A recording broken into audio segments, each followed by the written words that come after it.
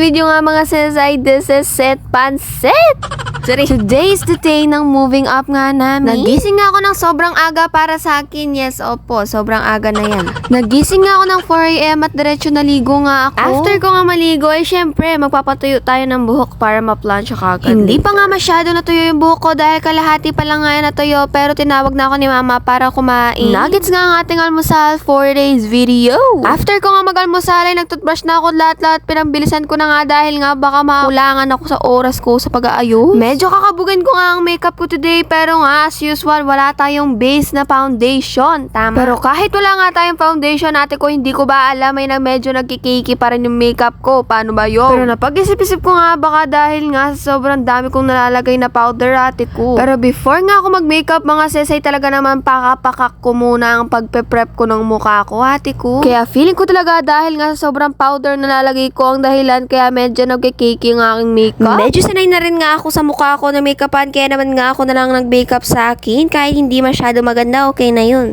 Sorry, ang process nga ng pag-makeup ko, mga sesay, inuuna ko ang prep. Syempre, unang-una ang prep. Pagkatapos ko nga mag-prep, mga sesay, inuuna kong nilalaminate yung kilay ko. Para kahit anong ang lagay ko sa kilay ko, brow gel man yung laminator, ate ko, ay walang magbuo-buo na puti. After ko nga mag-laminate, ay dun ko na nga isa-start yung base ko, kahit walang foundation. Ang ginagawa ko naman nga dyan, mga sesay, ang eye makeup ko. Napansin ko nga dun sa makeup ko, dun sa pictorial, ate ko, ay lumiliit yung mata ko. Kaya naman nga napagpasyan ko, ate ko, ay i-dark ko na yung eyeshadow ko para naman nga lumalalim-lalim naman yung mata ko. Habang nga nagme-makeup ako dyan, mga sesay, sinamahan na ako ni mama ko na i-plancha yung buhok ko. Sa sobrang kapal nga ng buhok ko, mga sesay, naisipan ni mama na i-plancha na lang kaysa naman kulutin dahil nga magko-consume kami ng maraming time kung kukulutin pa. Kaya naman nga napag-desisyon namin na straight hair na lang. Andito na nga ako sa second to the last part ng aking pag-aayos, ate ko. Naglalagay na nga ako ng false eyelashes. Talaga naman nga lumipad pa yung isa, ate ko. Hindi ko na mahanap.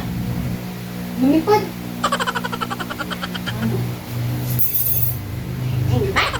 Ano mo na kasi patayin eh. Nice! May mga video to.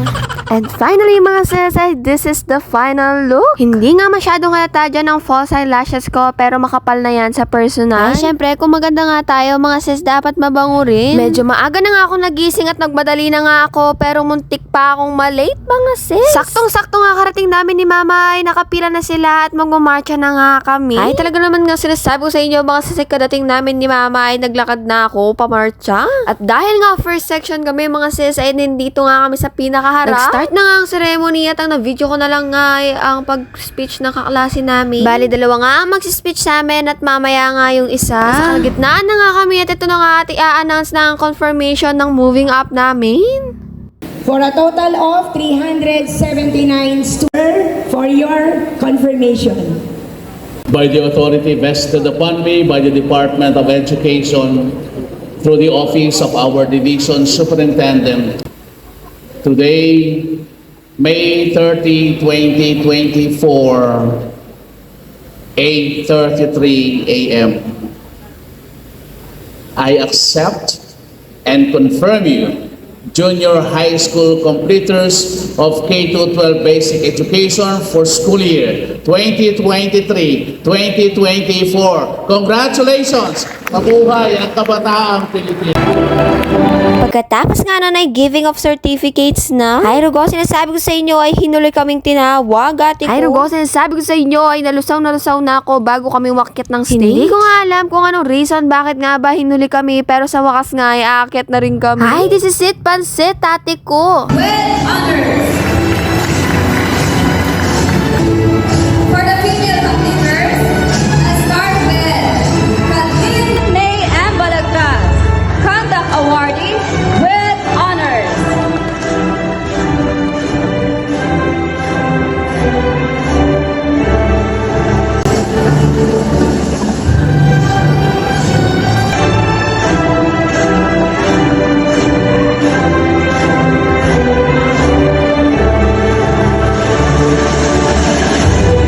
After nga no, ay nag-speech naman nga ang isa pa naming kaklase. After nga nun, ay sunod-sunod na nga ang mga nangyari sa aming program. Nag-present nga sila ng video ng school namin at ang mga memories ng mga section namin. Ay sinasabi ko sa inyo ay muntik na akong umiyak dyan. Buti na lang at hindi natuloy. Ay kahit naman nga sobrang dami ng mga pinagdaanan namin mahihirap. Ate ko ay umpisa pa lang nga yun ang paghihirap. Ay talaga naman nga mamimiss namin yun. Dati nga sabi ko excited na ako maging senior high ate ko. Pero ngayon nga sabi ko na lang pwede bang stop muna dito muna kami. Ay, sorry.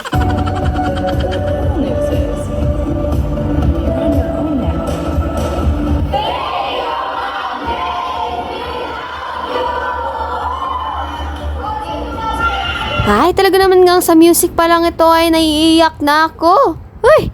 After nga nun ay nag-message na lang ang aming guest speaker at yun na nga, kakantayin na namin ang aming moving up song. Ay, talagang vinidyo ko ang moment na to, mga sis. Kanta-kanta nga ako dito, pero hindi ko nga alam na meron palang naghihintay sa akin sa bahay. Uy, ano yun? Ay, hindi ko naman nga alam na nag-ready pala sila ate ko ng pang-surprise sa akin. Ay, kinikilig ako. Chiri. Natapos na nga ang program at for the last time nga ay nagbabay kami sa mga klase namin. Ay, medyo naiiyak na nga ako dyan sa pagbabay namin.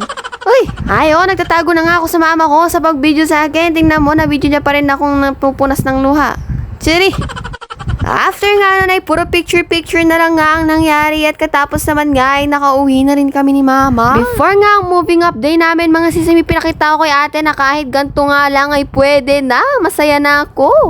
Ay, di ko naman nga in-expect na may paganto pala. Congratulations. Best mo na yung mga ka naman. Sabi ko.